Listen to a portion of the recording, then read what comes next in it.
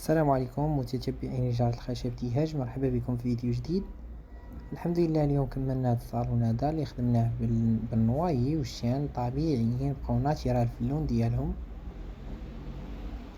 كما كتشوفوا معنا. لا الرماج ولا الشكل ديال الشان مع النوايي كيجيو متناسقين وكيعطيو واحد الجماليه من نوع خاص.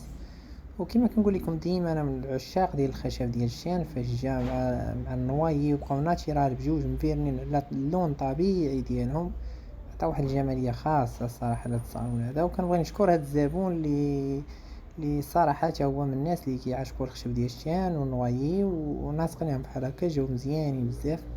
اغلبيه الصالونات كيكون هذا الصابو هذا كيكون بالنسبه للبلينته ديال تحت اللي كاينه في السداري كتكون من كنسبوها بيستولي. بالنسبه لهذا السيد هذا بغى هذا الموديل هذا اللي جا تبارك الله انيق وزوين، كما كتشوفوا الصابو اللي كيبقى فيه الرماج ديال الشان طبيعي، ولا الرجل اللي الوسط ديال الطابلو ولا ديال الصندريات كيجي تبارك الله انيق. بالنسبه للون ديال هادو خليناه ماشي بريو ماشي مات، جا ساتيني اللي تبارك الله جا انيق ومزيان، عطى واحد الجماليه الصالون صراحه فاش كيكون بريو كتير، خصوصا في العود اللي طبيعي وناسقنا جوج الوان اللي الشان والنوايي اللي كيجيو تبارك الله زوينين.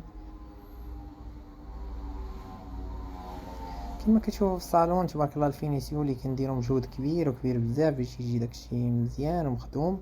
وكما كنقول لكم ديما راه كل واحد يبقى في الاختصاص ديالو. بالنسبه لينا حنا كنخدموا غير الخشب، ما كنزيدوا معاه حتى شي حاجه اخرى. كاينين الناس اللي مختصين في المضارب ولا الطلامط ولا هذا، الاختصاص ديالنا حنا هو الخشب، وكنصور لكم ديما غير الخشب. بالنسبه للبلانش ديال الفوق ديال السدادر تبارك الله هو بروميير، كيكون نقي وخدمه مفينيه. كنتمنى والله يكون عجبكم هذا الفيديو هذا. بالنسبه للثمن بزاف ديال الناس كيبقاو يقولوا لي الثمن، بالنسبه للثمن كنقول لكم الاحسن تعيطوا ليا باش نعرف الكاليتي اللي بغيتو، حيت لا كان العود بروميير شوا وسيشواري والخدمه نقيه كيكون الثمن اكيد زيد. بغيتو على قد الحال راه كنقصوا من الثمن، وكيكون العود ماشي سيشواري ولا هذا كيكون الثمن شويه ناقص. بالنسبه لهذا الثمن ديالو كيبدا من 550 درهم حتى 700 درهم. وشكرا للمتتبعين جارة الخشب ديهاج، وان شاء الله ديما نبقاو نحط لكم فيديوهات جديدة.